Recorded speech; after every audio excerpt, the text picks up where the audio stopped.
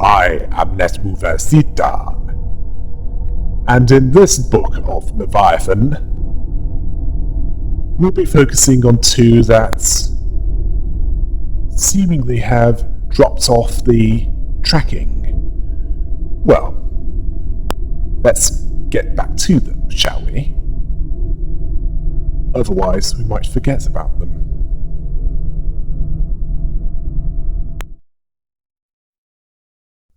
Previously on Leviathan, Denver had to sample the goods and appeared to distort, at least from one perspective, where what was seen appeared to be an alternate version of that fixer. Before snapping back to reality, and the prism that caused this was revealed to be why that docent that the deal was being made with couldn't stop crying, as Denver couldn't stop crying in one eye. And after Denver's trip to Potheadville, after using what might be an early prototype of the identities mechanic, Virgilius, the Red Gaze, and Garnet were being escorted to the third floor VIP area and observed the harsh world of art, at least as far as the ring was concerned. For a few, it was literally to die for. Upon reaching that area, he was met by someone familiar to him, who was being escorted by twin sisters. And now the continuation. We find ourselves looking at a corridor, specifically the corridor that was seen in Laps's video. It was full of doors, some in places that they shouldn't be. A few opened on their own. It's the kind of thing that the Dutch artist M.C. Escher would draw if he drank too much Advocaat. It distorted and twisted, with even the lights being all over the place as far as their arrangement was concerned. An sound was the only thing that was heard, apart from the footsteps of a ring thug escorting Nuncial and Ricoco, two fixers under Virgilius's employ, who were disguised as couriers.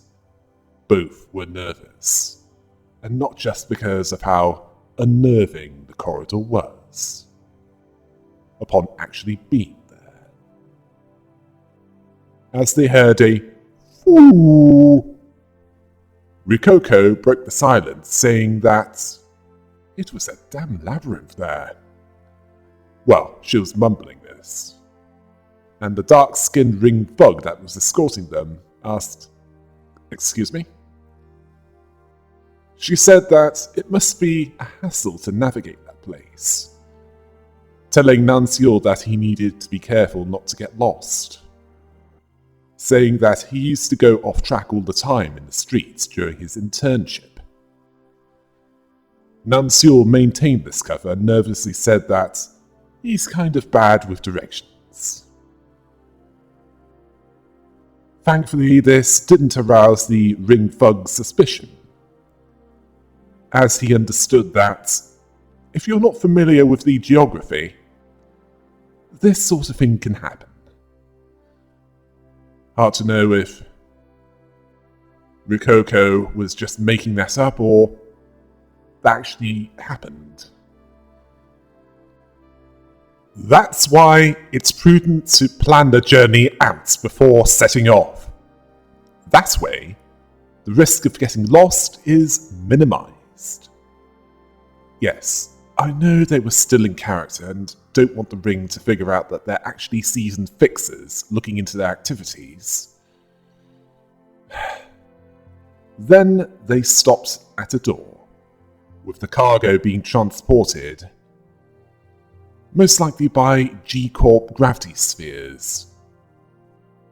The two fixers were nervous as the ring thug opened the store. He invited them in, they followed with the cargo. Their ponytailed female handler saying that they've pinned down the location and that Denver's working her off. With the mental keywords. Wait.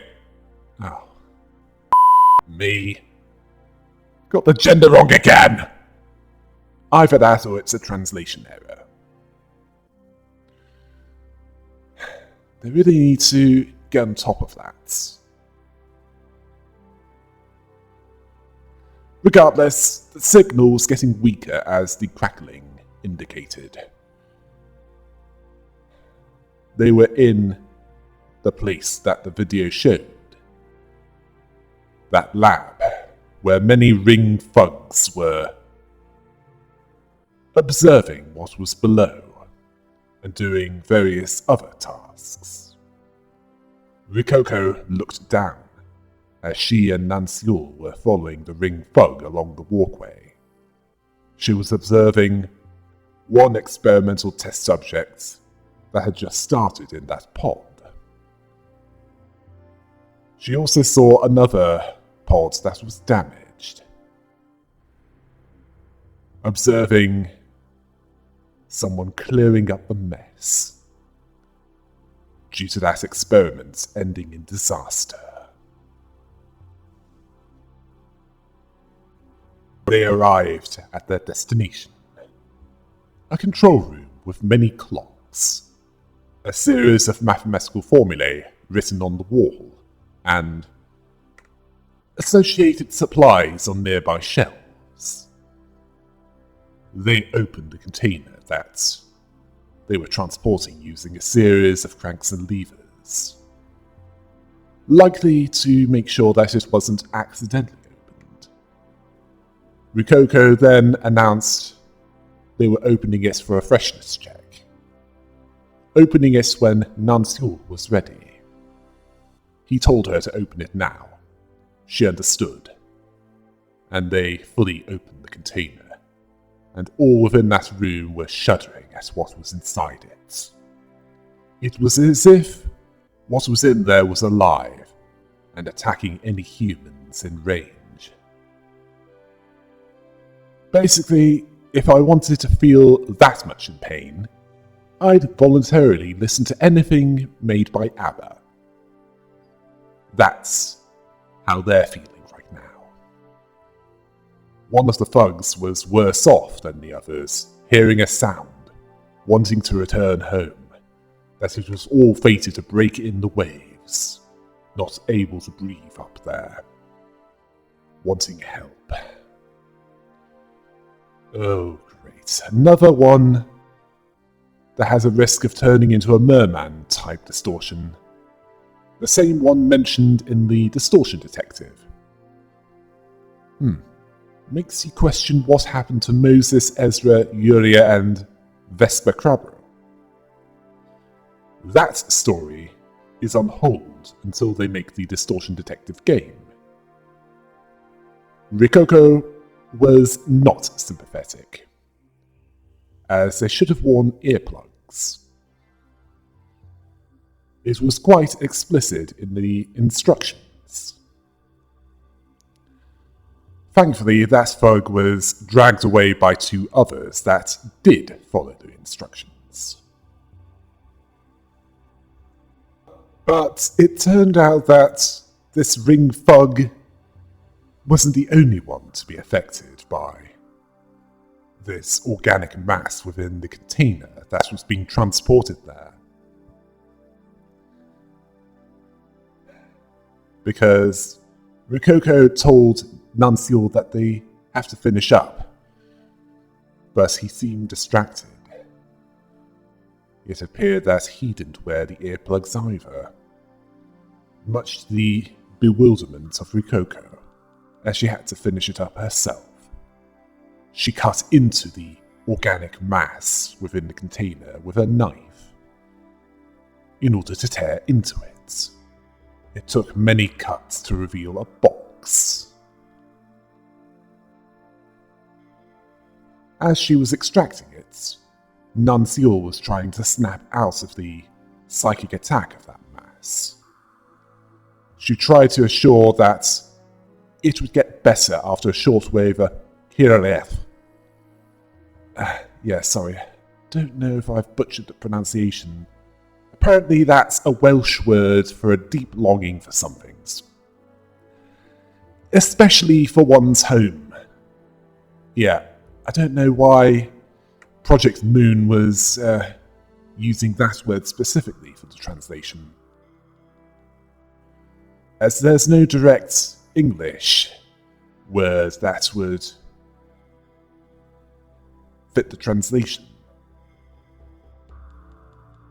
Well, he said something about in the sea family should stay together. Rikoko did not like what this was implying, telling him to sit tight and calm down. Then a ring docent came in to check on them. After seeing someone choking outside, asking if it's all done with.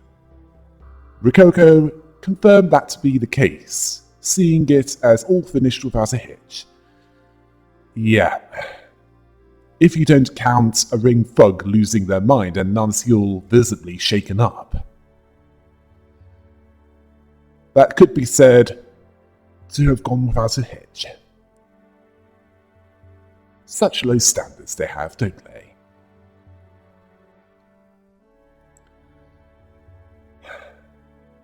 She asked the docent if they wanted to take a look.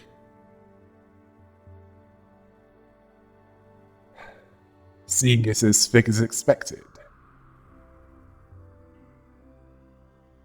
The docent, that's what they thought of it. Rikoko even said that it works just as well, hoping that they'll use their service again. The docent says that they probably will. Rikoko continued with the cover, telling the docents that they'll clean up and help with the rest of the installation, likely of that box. However it fits in with the rest of what's going on. This satisfied the docent, who then left in a hurry. At this point, Nanseol, well, at least mostly snapped out of it.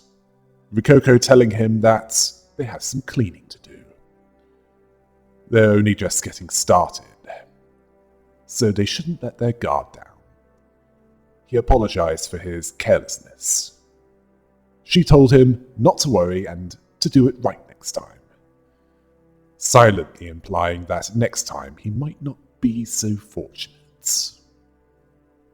He then asked her if she was a river meandering along a course, and if she met a stream to the sea, what would she do?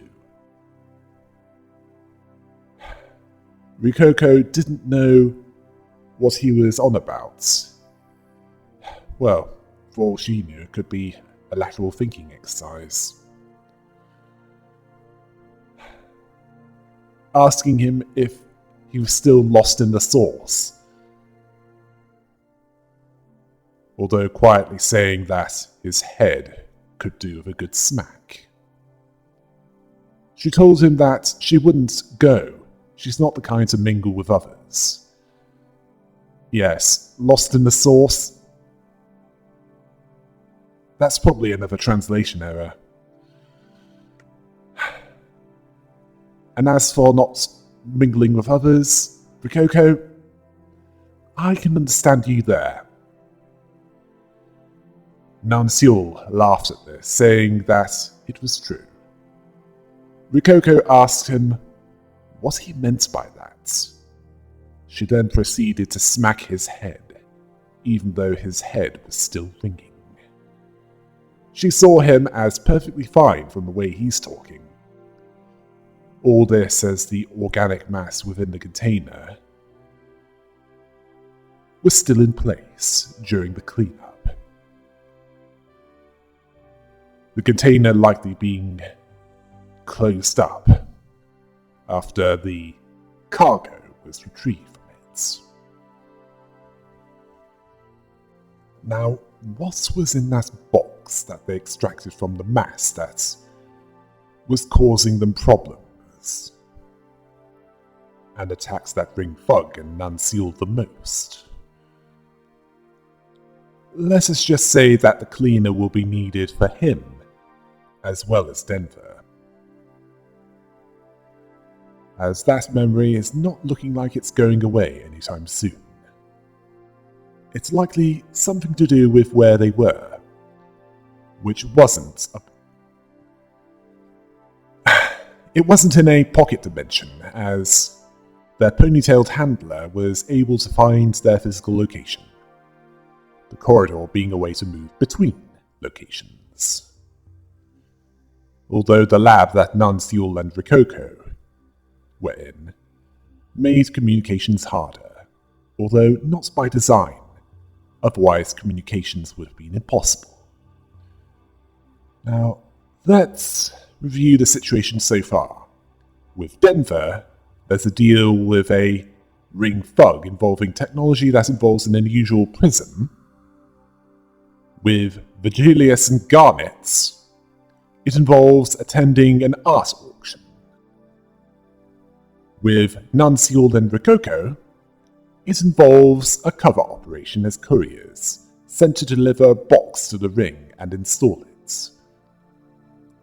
Install it somewhere within that lab that they were in, where it's part of the experiments. That seemed to involve interacting with parallel worlds.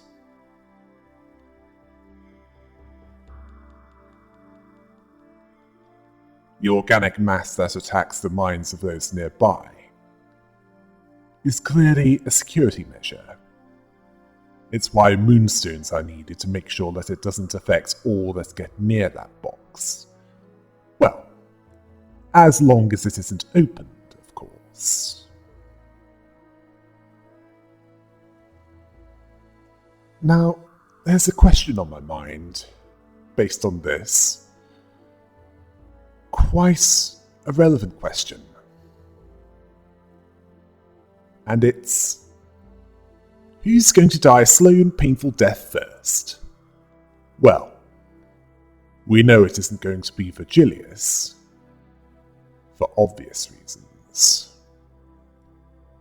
Well, either slow and painful death or something worse than death is going to happen to at least one of them. You're saying, why so dark? So gloomy? Well, if you're asking that, you've clearly not been following through with everything that's been going on so far with the law. I've done a law series on Lobotomy Corporation, Library of Rowena, The Distortion Detective.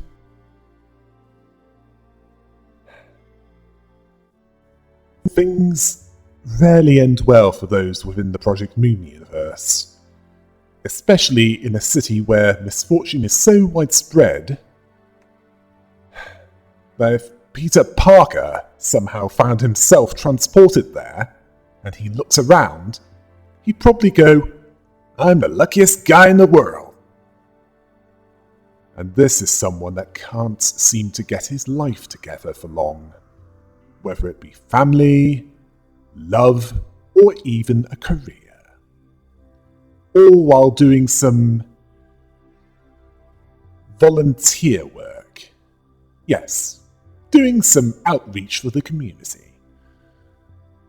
Well, that's one way of putting it. We'll have to wait for Book 11 to see what happens next and how all three of these seemingly separate elements come together.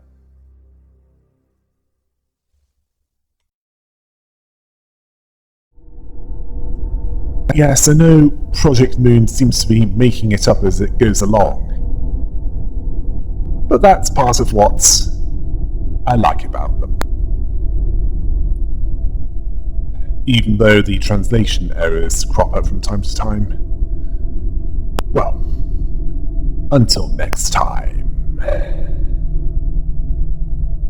Hail the rabbit!